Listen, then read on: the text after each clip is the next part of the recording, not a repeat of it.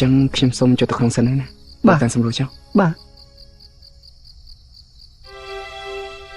ខ្ញុំចេញចូលផងលោកជំរាបសួរលោកនេះខេមាប្រពន្ធខ្ញុំបើឃើញនាងលក្ខណៈអីជួយណែនាំនាងផងណាចឹងជំរាបសិន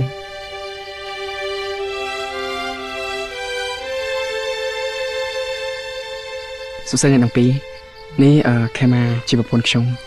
ថ្ងៃក្រោយបើសិនជាទៅផ្ទះខ្ញុំមិនឃើញខ្ញុំអីអាចរកនាងបានណាអញ្ចឹងខ្ញុំសូមលាសិនណា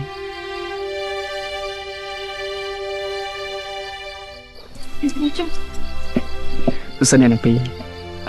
នេះខេមាជាប្រពន្ធខ្ញុំពួកខ្ញុំទៅតែរៀបការអញ្ចឹងថ្ងៃក្រោយបើសិនជាចង់ទៅទិញបានអីមិនឃើញខ្ញុំអាចរកនាងបានបាទអញ្ចឹងអ្នកទាំងពីរតាមសម្រួលចឹងណាជំរាបសិនហើយសុខសប្បាយអ្នកទាំងពីរនេះខេមាប្រពន្ធខ្ញុំទៅតែរៀបការថ្មីទេបើសិនជាមិនឃើញខ្ញុំអីអាចរកនាងជំនួសខ្ញុំបានណាអញ្ចឹងតាមសម្រួលចុះអរគុណច្រើន